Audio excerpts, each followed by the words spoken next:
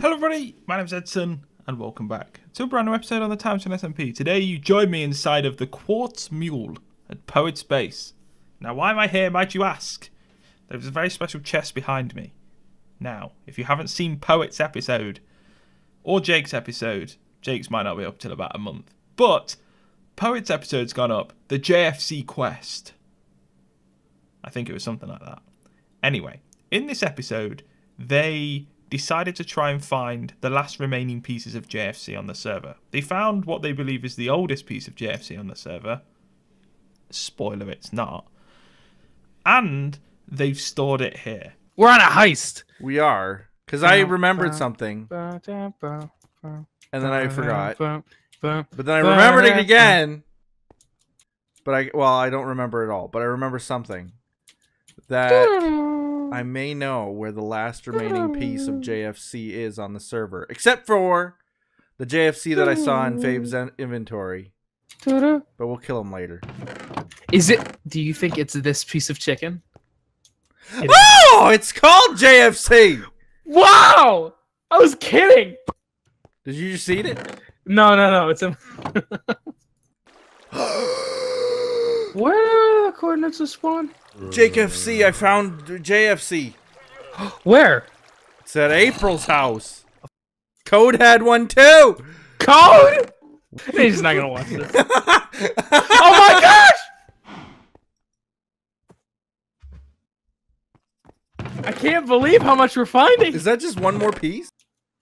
Oh, well, I found something similar. What? It's 5 original recipe JFC. Those are made later, but they're still... Those aren't as good. No, I'll destroy them. Oh, this is garbage. Edson eats garbage, okay? Terrible diet. Poet, can you come to my base? Okay. Have you been eating it? Well, it's tasty. Oh, 15 plus 5 equals 18. You've eaten 2 of them? Have you really? Have you really? Without even mentioning it? Now they have a total of 18 other pieces, but it's in the hands of Poet and Jake, so I can't really get them yet. I'm sure at some point, I mean, if it stays in the hands of Poet, he's probably going to eat it anyway, so it's not going to be there for much longer. So hopefully Jake has it, otherwise he's pretty much stuffed here. So, what I need to do right now is... Actually, no, wait.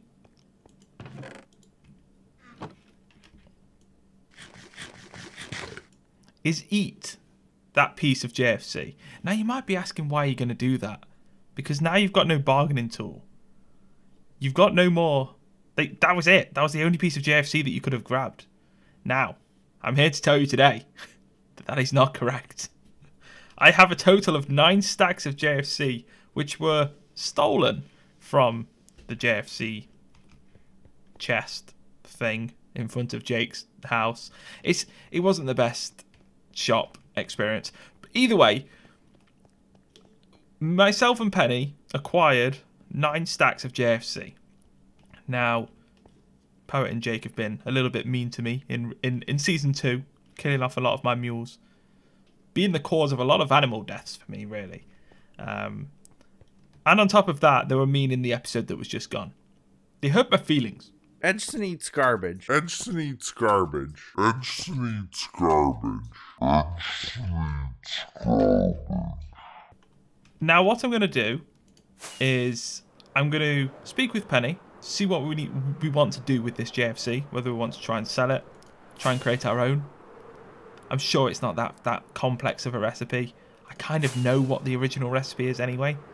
Either way, I'm not entirely sure what we're going to do with this JFC, but for now, because they were searching around spawn trying to find it, I went and quickly grabbed all of the JFC that we had, and I'm gonna hide it now, and I'm gonna make a demand that some of this JFC will be returned if I get a total of 16 mules delivered to my base.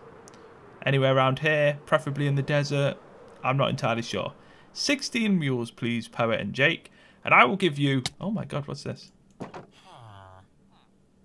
Huh?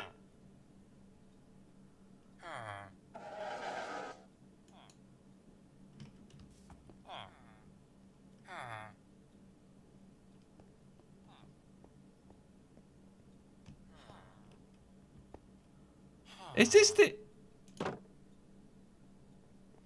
Bermuda Triangle strikes again? Is this the... Hold that thought. Let me... No, wait, no. You hold on. Let me finish this thought. Give me a total of 16 mules. I mean, at this rate, they may start spawning back. But give me a total of 16 mules. Or deliver me a total of 16 mules. And you will receive...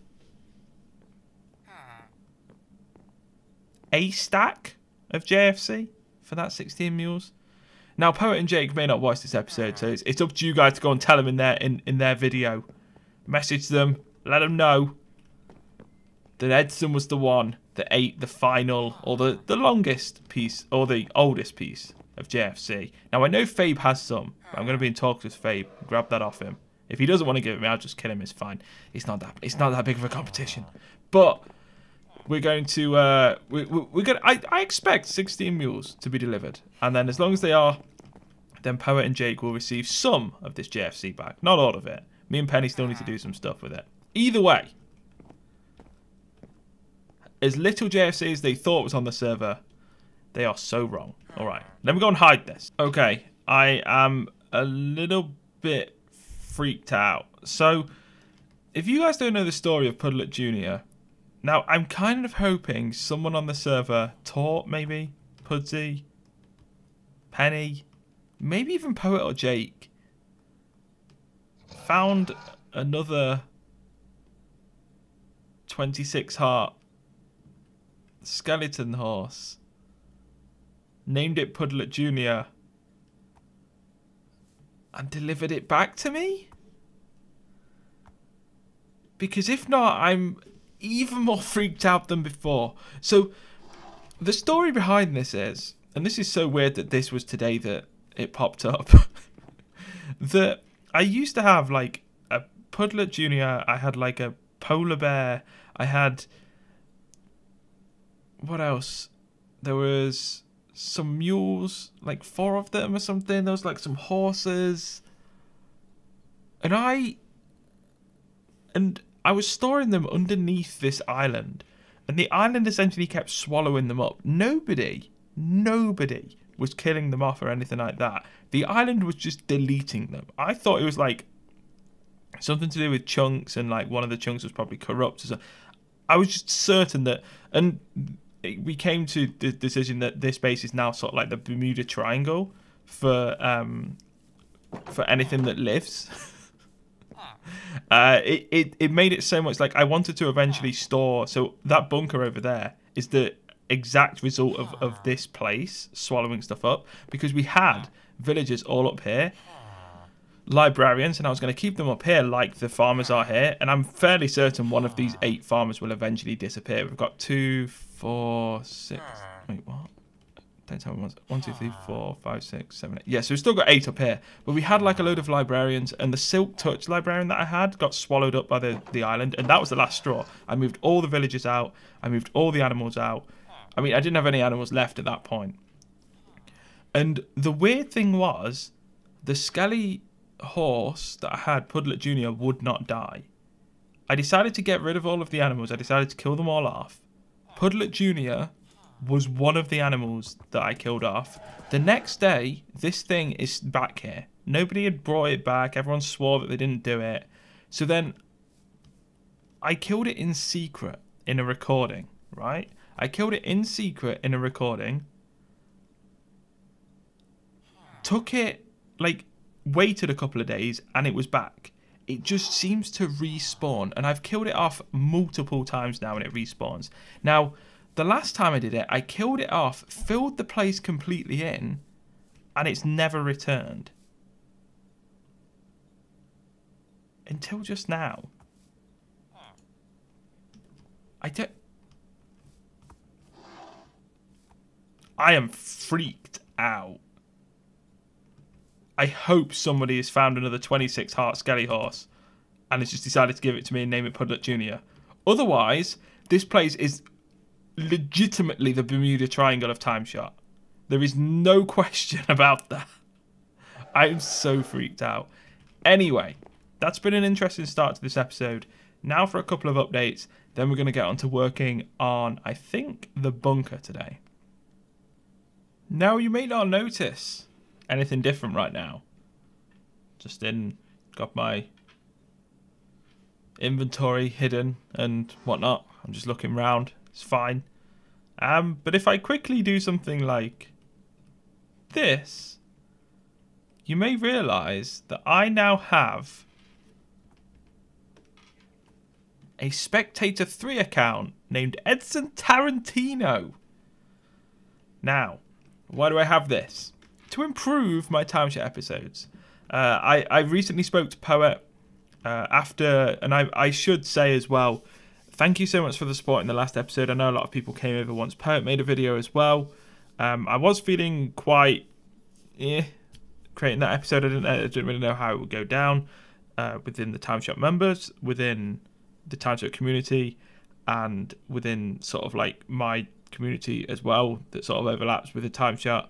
And in all three, it went down quite well. And I don't really receive much negativity in a sense of the ways I was speaking, the opinions I had, because the majority of people have the opposite opinion to myself, or don't feel, or I'm in the minority in the sense of where I am with the server and stuff like that. So it was always a little bit difficult for me to actually talk about that and quite openly with you guys, and the fact that everyone spoke to me and gave me quite a lot of nice support in the comments and everything meant a hell of a lot. And I spoke to Poet. I was asking him about his stance on spectator accounts to record third-person time-lapse. Now, I know I can record using the replay mod, but it's such a hassle, and it adds steps. And the only really thing, or the only real benefit to replay is the camera arcs that you can do, but I'm not too bothered about them. And also the fact that it saves quite a lot of space, which is not something I actually need. Like I could literally leave this recording going for 48 hours and I'd still be fine on space in this machine. So it's fine. And I always wanted to have a Spectator 3 account within TimeShot, and I can use it within Bookcraft as well in that series. And I finally went around and created one because Poet was saying, yeah, that's perfectly fine. Faber's had one on the server on season 1. I think Jake had one whitelisted for a while as well. This will be whitelisted for the foreseeable future, and I'm not going to use this to try and cheat and find stuff on the server.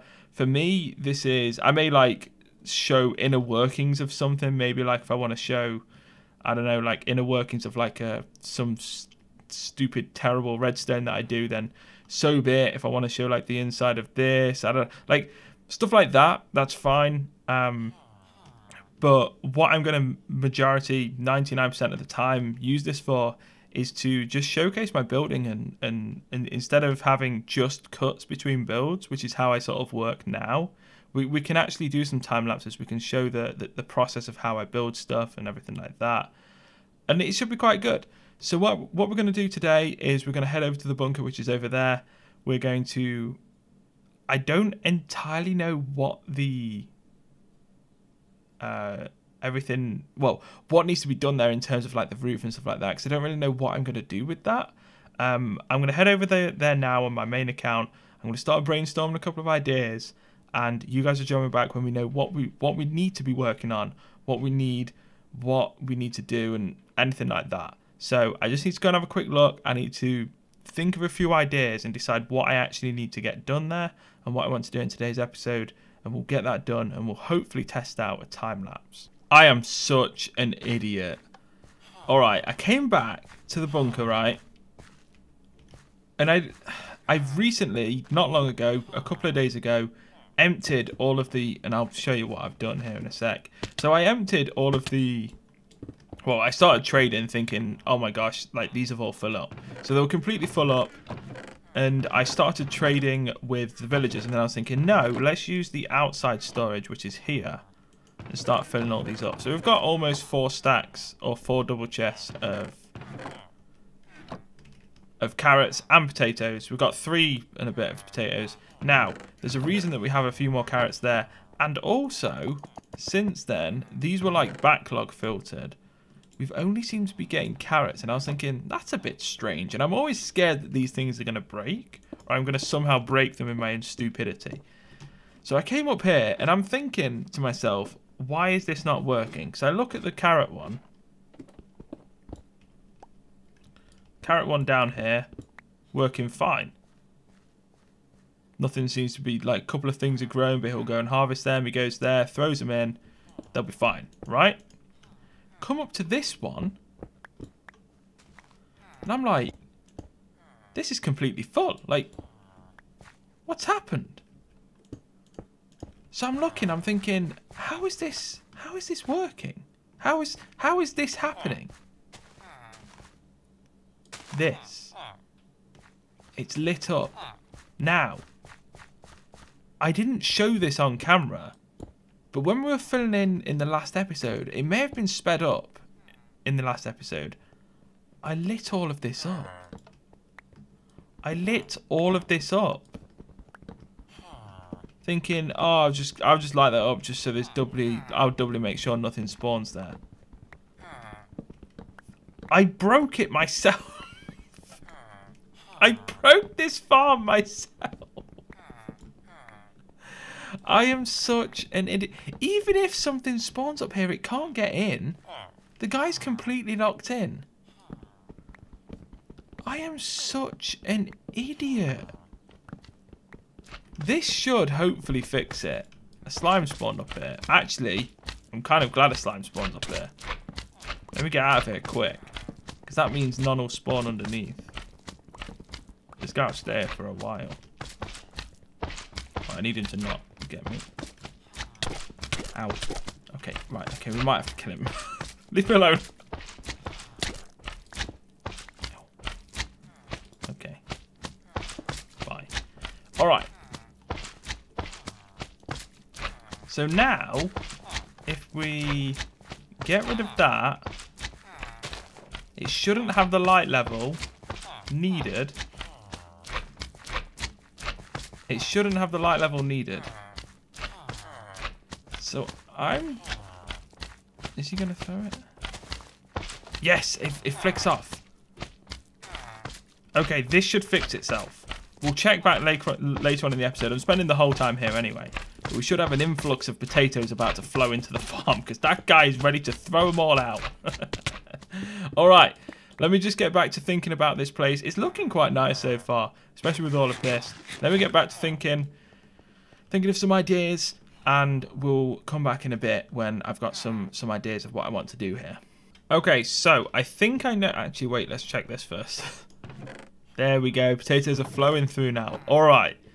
I'm a little bit more calm in that sense now. Okay, so what I want to do is I want to essentially get rid of all of the cobble and everything that you see around here. So my idea is to use all of the quartz that I've got. It's nowhere near enough. I'm pretty certain it's nowhere near enough. And I want to get rid of everything you see here and turn it to quartz. Just normal quartz. Now, I may recreate some form of like a pattern similar to this on the ceiling. The walls may change to something that may fit with this somewhat better. But for the time being, I feel like just changing it to quartz will just make it feel more complete. I mean, it will be one step closer to complete, because that'll be the main accent anyway, all of the quartz. So I do need to do that anyway. But like I said, I don't know what the pattern's going to be, or there will be something that will define like a pattern within the walls and the ceiling. So I'm going to get to work on that. We're going to see how far this quartz goes. So 1, 2, 3, 4, 5, 6, 7, 8, 9, 10, 11, 12. 12 stacks of quartz. Let's see how much this fills in terms of the wall and the ceiling. And with that, we should get a semi-decent grasp of how much we're going to need to actually complete it.